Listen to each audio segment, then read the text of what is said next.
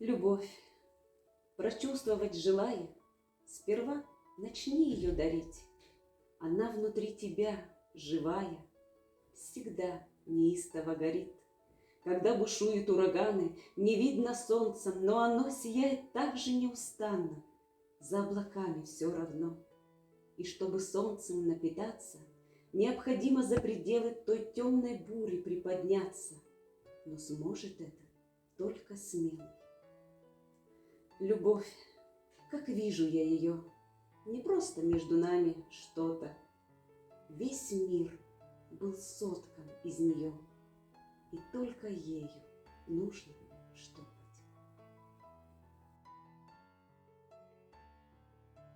Друзья мои, хочу поделиться с вами творчеством молодого, талантливого актера, музыканта и поэта из Киева Эдгарда Винницкого.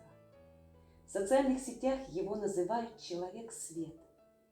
Он голос молодого поколения, говорящий о любви, счастье, жизни. «Любовь везде и всюду», — говорит он. Открытый, искренний, глубокий души молодой человек. Пару лет назад вышел в свет его сборник «Поколение открытых людей», но большая часть его стихов и песен опубликована в интернете. Но если все же вам хочется окунуться в поэзию с книгой в руках, то рекомендую сборники Эдуарда Асадова. Его нет в школьной программе.